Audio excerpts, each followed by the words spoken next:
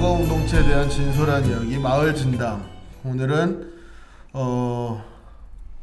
중간지원 조직에 관한 이야기를 하기 위해서 최인수 박사님과 늘 함께 하시는 전대욱 박사님 그리고 저 이렇게 셋이 모였습니다. 예, 안녕하세요. 마을진담입니다.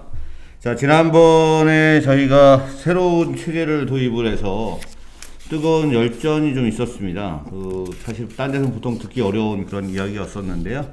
잘 살펴보시기 바라고, 당시 이제 마을 활동가 주민자치회, 이게 사회적 가치, 공익적 가치에 대해서 일하시는 분들에게 금전적 보상을 포함한 어떤 보상 체계가 있어야 하는가라고 하는 여러 가지 좀 다양한 논의가 있었고요.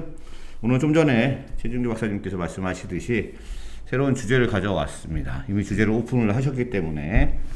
그럼에도 불구하고 왜 이 주제를 선택을 하게 됐는지 우리 전적 박사님께 들어보도록 하겠습니다. 예. 최근 들어서 저희가 정식으로 연구를 한 건 아닌데 여러 군데를 돌아다니면서 트렌드를 보니까 최근에 중간 지원 조직이 좀 관설 관영의 형태들이 좀 많이 늘어난 것 같아서 좀 옛날같이 좀 아는 측면도 좀 있고요. 그래서 왜 그런 현상이 있는지 우리끼리 한번 진솔하게 한번 얘기를 나눠보고, 그게 잘된 방향인지 그렇지 않은 방향인지 이런 것도 한번 논해보고 이러려고 저희가 오늘 모였습니다. 네. 경기도가 31개 시군으로 이루어져 있죠. 그 중에 중간 지원 조직, 즉 마을 공동체 지원센터 또는 마을 지원센터라고 하는 형태의 이름으로 되어 있는 곳이 27곳 정도가 된다라고 알고 있고, 그 중에 한 9곳인가 10곳이 민간 위탁을 하고 있고, 한 군데 잘 모르겠고요. 한 17군데, 18군데가 실제 직영으로, 그러니까 관설 관영을 하고 있는 걸로 이루어져 있어요. 그래서 어떻게 이렇게 되어 있는가라고 해서 어쨌든 그러한 문제의 장점과 단점, 다양한 문제들을 논의해 보도록 하겠습니다. 자, 그러면 우리 마을진담이 발굴한 재롱둥이 최진규 박사님부터 어떤 입장을 갖고 계시는지 한번 말씀해 주시기 바랍니다. 네, 많은 분들이 지역에 내려가면 지역의 공동체 지원 센터들을 만드는 과정에서 민간에서 초기에는 이것들이 굉장히 갈등 요소로 나타나기도 합니다. 그리고 굉장히 중요한 요소로 지역에서는 판단을 하세요. 그래서 민간 위탁 방식의 민간 주체가 운영을 하냐, 관이 직접 임기제 공무원을 채용해서 관이 직접 운영을 하냐, 혹은 직영이죠. 일종의 직영이죠. 관설 관영이 직영입니다. 공무원을 채용해서 하는 형태, 민간 위탁을 하는 형태, 그리고 또 이제 광역 단위로 가면 별도의 기관들을 설립하는 형태, 재단이라든가 이런 형태에 대해서 이야기를 하고, 그것이 앞으로의 미래에 굉장히 큰 영향을 미칠 거라고 얘기를 해요. 그런데 저는 그게 형태는 그렇게 중요하지 않다. 결국 행정을 바라보는 관점에서는 결국에 얼만큼의 돈과 인력이 들어갔냐의 문제지, 이게 민간 위탁 형태냐 관설 형태냐 이 부분이 앞으로의 메커니즘을 크게 좌우하는 것 같지는 않다. 그리고 민간과의 접점 형태도 마찬가지 아닐까, 저는 이런 관점을 가지고 오늘 좀 말씀을 드리려고 합니다. 아, 그래요? 그건 제가 이 사회자 입장에서 그렇게 얘기해야 될 것 같은데, 갑자기 한쪽에 오른쪽에 계시는 분이 그렇게 얘기해 버리니까 한쪽 축이 없는 게 아닌가 싶은데, 여하튼 그거는 이제 좀 이따 말씀을 하고, 전 박사님 어떤 입장으로 말씀을 하실 건지 좀. 오늘 최인규 박사님과 두 최 박사님께서 악역을 맡으신 것 같은 느낌이 조금 드는데, 왜냐하면 이제 일반적으로 저는 공정한 사회자를 지향을 하기 때문에, 일반적으로 우리가 가지고 있는 하나의 이 미트, 예를 들면 신화 같은 이 격언 같은 얘기는, 중간 지원 조직은 관이 아니니까, 민과 관의 중간에 있으니까 오히려 민의 입장들을 더 잘 알기 위해서는 관도 이해해야 되지만 민 쪽에 더 가까워야 된다. 이런 게 상식인데, 그런 의미에서 봤을 때 관설 관영이 과연 이렇게 늘어나는 게 바람직하냐? 그렇지 않다. 박사님 바람직하지 않다. 네. 그런 시선을 저는 좀 가지고 있습니다. 저도 바람직하다까지는 아니고, 네. 바람직하지 않을 것까지는 없다. 그렇죠. 특별히 뭐가 그렇게 문제냐? 네. 근데 실제로 일례를 예를 들면, 제가 이건 마을 공동체나 주민자치 파트는 아니었지만 다른 분의 중간지원 조직을 가서 보면, 특히 이거는 기초 단위에서 기초 단위에서 직영을 하는 케이스들을 보면 그런 장점들이 있어요. 의사결정 체계가 굉장히 빠릅니다. 그럼요. 단체장과 센터장, 직영센터장이죠. 뭐 현실에서는 뭐 시군의 과장급들 그리고 실무장 결제 라인이 한 번, 두 번 타면 시장 전체 재정이라든가 이런 것들이 움직이는 굉장히 선명한 의사결정 체계를 갖고 있어요. 그렇기 때문에 단체 지자체가 의지를 가지고 있다는 전제하에 실행력이 굉장히 빠릅니다. 그리고 중간지원 조직과 행정이 가지는 미스언더스탠딩의 문제, 오해, 그 의사 전달에 소요되는 시간 이런 기회 비용들이 굉장히 절약된다라는 장점도 분명히 있는 형태거든요. 장점을 얘기했는데 저기 한 말씀 하셔야죠. 저도 예, 한 말씀 뭐. 드릴 수 있을 것 같은데 박사님. 예, 박사 먼저 하시죠. 아니 박사님, 예. 저는 공정한 사회자를 예, 지향하기 때문에. 이 추진력이나 아니면 뭐 효율성, 뭐 업무의 효율적인 어떤 추진이나 뭐 이런 것들 마치 이제 옛날에 뭐 이 권위주의 정권이나 이런 데서가 오히려 더 이렇게 더 효율적인 게 아니냐, 뭐 갑자기 이런 생각도 좀 들어요. 근데 그런 것들이 뭐 분명히 장점으로 작용할 수 있을 것 같아요. 하지만 뭐 그 또 하나의 장점, 그 아까 말씀해 주신 그 중간 지원 조직과 행정 사이의 어떤 갈등의 문제. 그러니까 중간 지원 조직이 사실 그동안 우리가 되게 힘들었던 이유 중에 하나는 행정과의 갈등 문제가 있잖아요. 근데 이제 그거를 갖다가 행정 직영으로 하는 경우에는 확실히 그게 줄어든다. 뭐 거기에 당연히 뭐 저는 인정하는데, 다만 하나를 얻고자 하나를 버리는 게 있지 않냐. 그 버리는 게 뭐냐면 바로 진정한 우리가 중간 지원 조직의 필요성. 다시 말해서 뭐 공동체 활성화라는 취지의 그 중간 지원 조직, 진짜 공동체를 위한 중간 지원 조직이 되지, 그럴 개연성이 좀 떨어지고 오히려 관의 입장만 너무 대변하는 것이 아니냐, 뭐 이런 생각이 좀 드는 거죠. 저도 얼핏 보기에는 선명한 의사결정은 되게 중요한 장점일 것 같은데, 중간지원 조직이 최초라기 하기는 뭐하고 주요하게 이제 중요한 역할들을 하면서 지금 많이 부각되는 이유 중에 하나는 관의 경직성이라고 하는 문제들, 그러니까 민간의 자율성과 다양성에 기반한 창의력이나 이런 부분들과 관의 경직성이라고 하는 것들을 중간에서 매개하면서 그것들을 조정하고 중간적으로 이렇게 양쪽에서 이렇게 하는데, 아까 선명한 의사결정이라고 하는 것 측면 자체는 이미 경직성 측면으로 확 쏠려 있다라고 하는 느낌이 들어요. 그런 비판들에 대해서는 어떻게 말씀을 하실 수 있을까요? 제가 먼저 말씀을 드리면 네. 그 이상한데요, 오늘? 감사합니다.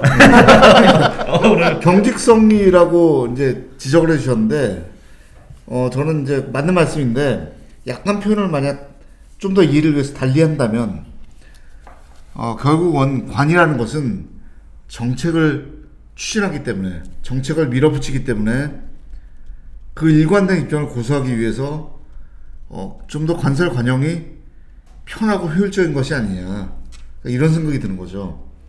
그러니까 지금 말씀하신 민의 다양한 이 다양성과 이 창의성 이런 것들을 정말 바텀업으로 끌어올리는 게 아니라 탑다운식으로 뭔가 이렇게 정책을 만들어 놓고 정책을 추진하기 위해서 뭔가의 추진체로서의 중간 지원 조직이 필요한 것이 아니냐, 이런 생각이 계속 들었던 거죠, 저는. 네. 자, 근데 다 역으로 한번 여쭤볼게요. 네. 그러니까 지금의 중간 지원 조직이 관이 만들어 놓은, 혹은 단체장이 어쨌든 지금 대부분의 모든 지자체가 민선 시대를 맞고 있고, 단체장을 필두로 만들어진 정책적인 지향, 그 속에서 만들어진 정책 라인들을 추진하기 위해서 중간 조직들, 추진하는 역할로서의 중간 지원 조직들이 지금 움직이고 있지. 실제로 중간 지원 조직들이 세금으로 운영이 되고 있는 상황 아래서 인설 민영이라고 하는 우리 사회에서 많이 활성화되어 있지 않고 그 사례를 찾아보기 힘든 케이스를 제외한다라면, 그렇지 않은 중간 지원 조직이 있나요? 그러니까 이제 왜 그런 생각을 하시게 되냐면, 결국 공동체나 뭐 이런 것들이 저는 사회적 경제도 마찬가지고요. 이게 하나의 정책 사업이에요. 네. 그러니까 이걸 갖다가 계획한 대로 추진해야 돼요. 예산도 계획한 대로 집행해야 되고. 그러니까 그게 미션이라는 거죠. 다시 말하면 뭐 단체장 이하 어떤 좋은 뜻을 가지고 있어서 공동체를 진짜 활성화시켜서 우리가 지역사회를 변화시켜보자. 뭐 이런 순수한 마음들 다 가지고 계시겠지만 실제로 그게 실행 과정에서 디테일로 넘어가면 사업화돼서 그 사업을 추진하는 걸로 끝나야 되는 거죠. 그러다 보면 분명히 뭐 어느 순간에 성과가 있겠지.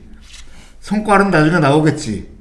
뭐 이런 생각이잖아요. 그리고 사람들 중요한 거는 성과가 아니라 사업이라는 거죠, 제 얘기는.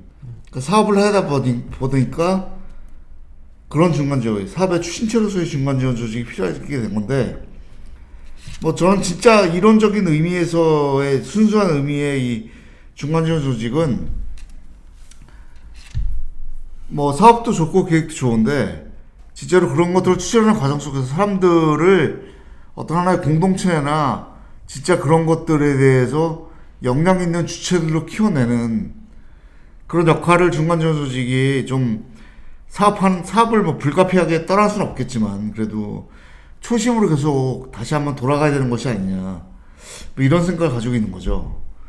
그래서 참 저는 제 얘기가 굉장히 좀 허황된 얘기를 한 거 아는데 이론적인 얘기를 한 거 아는데 현실은 사업을 떠날 수가 없죠. 하지만 또 사업에 너무 천착하면 안 되지 않냐 뭐 이런 말씀을 드리고 싶은 겁니다. 그 박사님들도 뭐 거기에 대해서 저의 말에 뭐 크게 이견이 있을 거라고 생각을 안 하는데요. 그래도 지금 이런 게 바람직하지 않냐, 뭐 그렇게까지 뭐 심한 건 아니지 않냐에 대해서는 저랑 좀 의견이 좀 다를 수 있다고 생각해요. 그러니까 저는 직영을 형태를 선택하느냐, 네. 민간 위탁의 형태. 저는 이게 광역 단위의 논의하고 기초 단위의 논의가 전혀 다르다고 생각합니다. 네. 광역 단위와 기초 단위가 다르고 사회적 경제 영역이 다르고 공동체 영역이 다르고 또 주민자치나 공익활동 지원과 관련된 영역이 또 다를 수 있어요. 다를 수 있죠. 왜냐하면은 이 사업의 구성 형태가 다르고 네. 법적인 근거 여부가 다르고 광역이나 기초나에 따라서 그 역할 체계가 다르고 뭐 다 다르기 때문에 다만 근데 이 기초 단위에 좀 초점을 맞춰서 보면 그리고 기초 단위의 공동체 영역으로 초점을 맞춰서 보면 박사님 말씀에 100% 동감을 합니다. 그러니까 광역이 아니라 기초 단위의 공동체 활동들이 직영으로 이루어지는 것들이 결국에는 실제로 공동체 활동의 본연의 목적들보다는 그냥 사업을 만들어내고 쳐내기 위한 것이다 라는 부분에 동의해요. 네. 동의하는데 문제는 그게 키는 아니라는 거죠. 이것이 사업에 초점을 두고 있는 행정의 행태들이 만들어지게 된 이 키 팩터가 직영이냐 민간 위탁이냐에서 출발하지 않는다라는 거죠. 그냥 그 자치단체의 역량인 거예요. 공동체 활동에 대한. 그러니까 직영이냐 민영이냐가 나중에 정말 동일한 의지를 가지고 추진한다고 했을 때 한 발짝 두 발짝의 차이를 낼 수는 있겠지만 결국에는 이 의지가 얼만큼 있느냐를 봐야 되잖아요. 그거는 순수하게 겉에 쓰여진 외피 말고 거기에 투입되고 있는 재원이 얼만큼이고 인력이 얼만큼이냐를 봐줄 필요가 있다라는 거죠. 저는 예를 들어서 뭐 극단적으로 얘기하자면 그 민간과의 스킨십 이런 부분들을 생각할 때 민간 자원들이 공공으로 많이 들어와서 그분들이 사업을 하는 것들이 훨씬 더 유연하게 돌아가겠죠. 근데 민간의 스킨십을 가지고 있는 두 사람이 예를 들어서 어떤 특정 지역에 두 사람이 센터를 운영하는 것보다는 직영으로 하되 네 사람이 운영하는 것들이 훨씬 더 긍정적인 효과들을 만들어낼 수 있을 거라고 생각을 하고 동일한 상황이라면 직영과 민간 위탁의 이야기를 해볼 수 있겠지만 지금은 공동체 활동에 투입되는 여력 자체가 너무 열악하다. 그렇기 때문에 지금 이 열악한 상황을 전제로 놓고 보면 키팩터가 지금 직영이냐 민간 위탁이냐를 놓고 얘기하는 거는 좀 아닌 것 같다. 그냥 갑자기 드는 생각이 또 있네요. 뭐 공정한 사회자 입장에서 이렇게 자꾸 한쪽으로 보이게 하면 안 되는데, 만약 이 대사가 어디 하면 뭐 겨우 해가지고 두 명이 하는 것과 직영으로 하면 좀 더 이제 어쨌든 인적 자원이나 인력 문제를 어느 정도 해결할 수 있으니 이 사것이 낫지 않냐 이렇게 얘기할 수 있다라면 똑같이 동의하죠. 2대 2면 어떻게 해요? 2대 2면 2대 2면 어떻게 하겠습니까? 2대 2여도 그러니까 4대 4여도 상관없습니다. 2대 2여도 그러니까 동일한 나머지 인적 자원과 거기에 투입되는 네. 자원의 양이 동일하다면 나머지는 돌아가는 운영 메커니즘을 좀 봐줄 필요가 있다라는 거예요. 그런 부분들이 민간 위탁이어서 발생하는 갈등 요소들도 있거든요. 있죠. 동일한 지역에서 이해관계나 정책적인 지향을 달리하는 두 개의 단체가 있을 때 누가 모범인을 잡느냐에 따라서 어떤 민간 생태계가 충분히 숙성되지 않은 상황에서의 민간 위탁의 문제들이 나타날 수 있고 좋은 지적이십니다. 우리가 수도권을 중심으로 자꾸 얘기를 해서 그런데 수도권을 조금 더 벗어나면 민간 위탁을 받을 주체가 없어요. 지역 안에. 그러면은 결국에 이게 또 산학을 무시하는 건 아니지만 네. 학교로 가거나 그렇죠. 아니면 수도권의 모 단체가 들어와서 그 지역을 독점하는 경향이 생깁니다.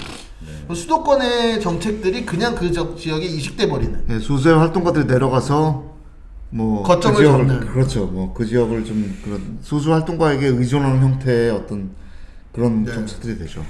근데 이제 지자체장의 정책 추진의 의지가 물론 되게 상당히 중요하고 거기에 투입되는 뭐 인적 자원이나 예산이나 재정적인 여러 가지 문제들이 이제 많이 투영이 될 텐데 우리가 어디에 도로를 낸다거나 다리를 건설하는 데서 중간 지원 조직을 만들지 않거든요. 네. 근데 우리가 중간 지원 조직이라고 하는 문제를 놓는 것은 상당히 현장 지향적이고 주민하고 밀접한 접촉면에 있는 그러한 정책 사업들입니다.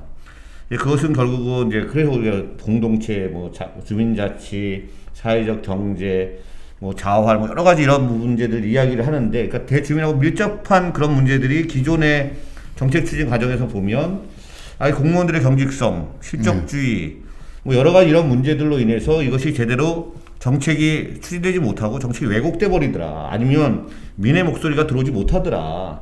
이 문제들을 일정 부분 해결하기 위해서 중간지원 조직이라고 하는 부분들이 만들어지는 측면도 있거든요. 근데 그것이 결국은 다시 관설 관영이든 공무원의 직영 구조로 들어가면서 실제 이제 중간지원 조직의 본래 기능들이 발휘되지 못하는 그런 쪽 문제를 만들어버리는 거 아니야. 아까 말씀하시는 추진체화 돼버리는 꼴이 돼버리는 거죠. 그러니까 또 다른 조직 인력 같은 부분들을 좀 조금 생각 다르게 느슨한 그런 비판이 가능할 수 있을 것 같아요. 제가 하는 건 아니고 그냥 그런 비판이 가능할 수 있을 것 같아요. 네.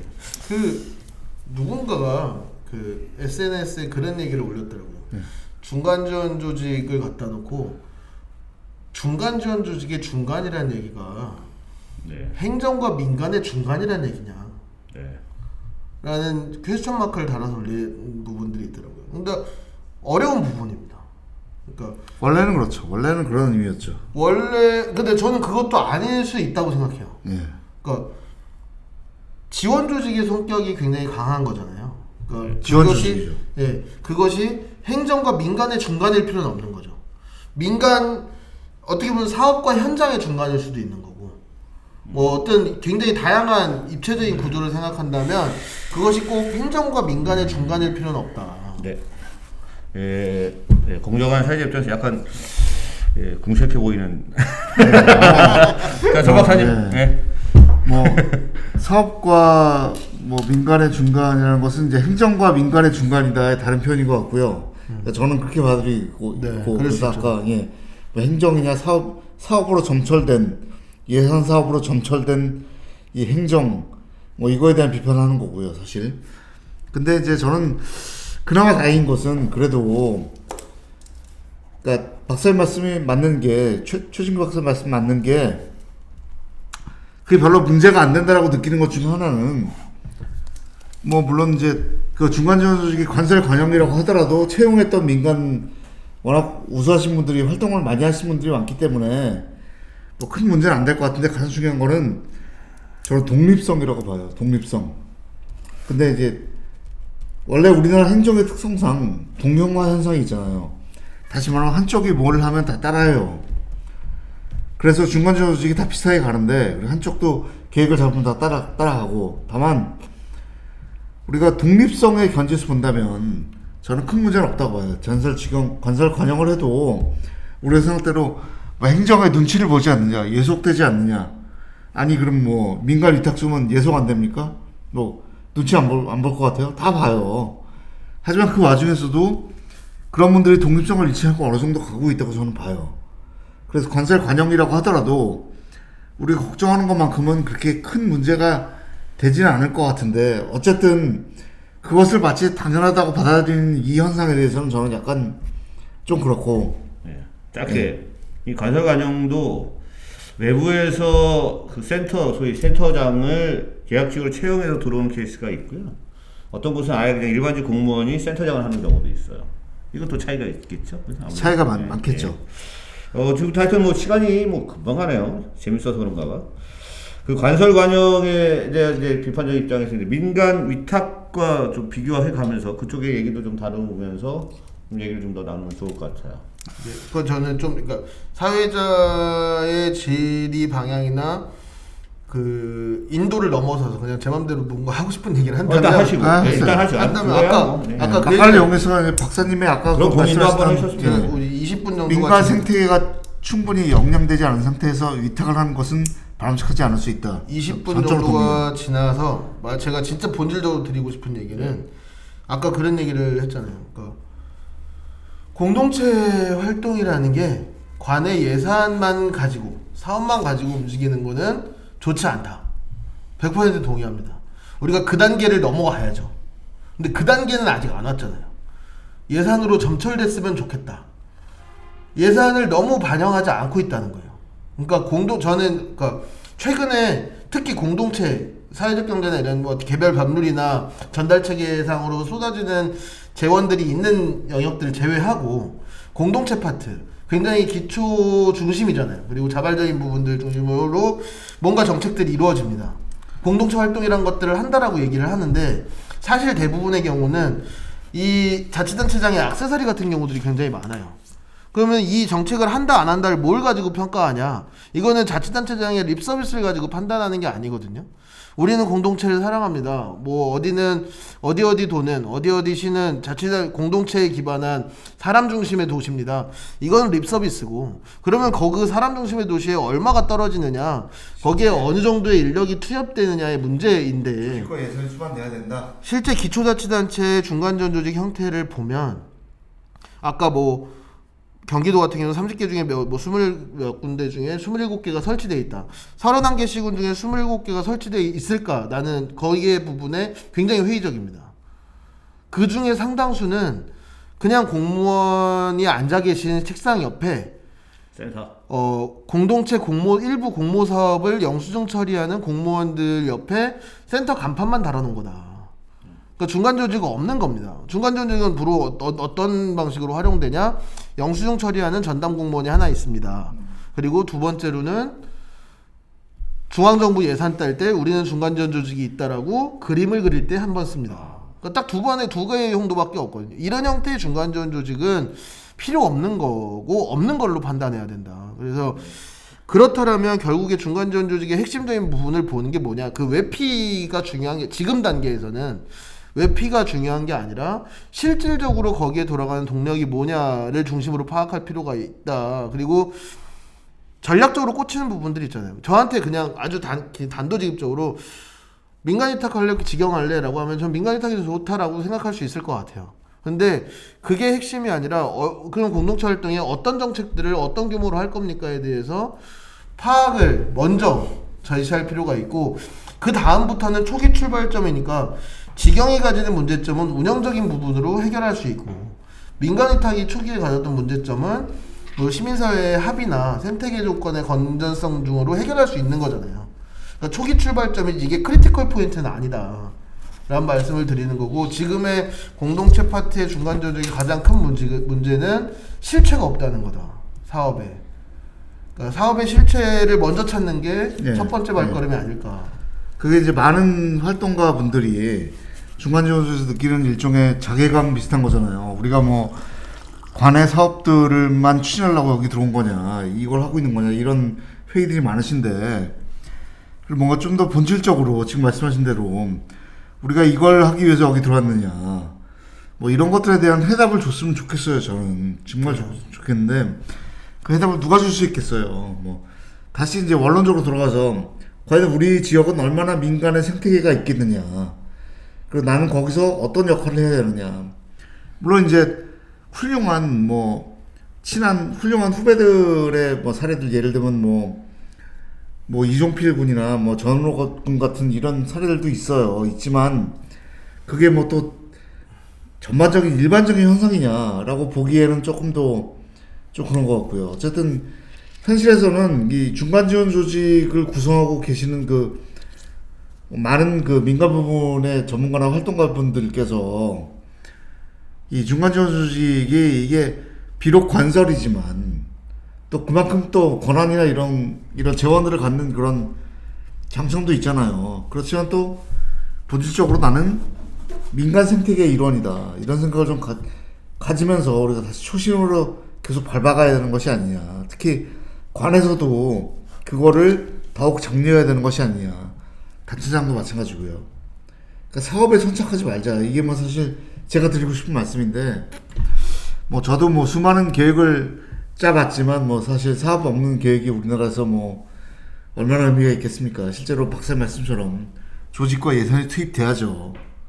그래야 뭔가 실질적인 정책이 들어가는 거죠. 네. 그 딜레마인 것 같아요. 딜레마. 또 마지막인가요? 아니요, 마무리 말씀을 이제 곧 들을 거예요. 근데 혹시 뭐 예. 하실 말씀 저는 이 마무리 마지막이라도 예, 제가 공정하기 위해서 가만히 있는 겁니다. 저는 뭐 마무리를 공정 안 하셔도 돼요.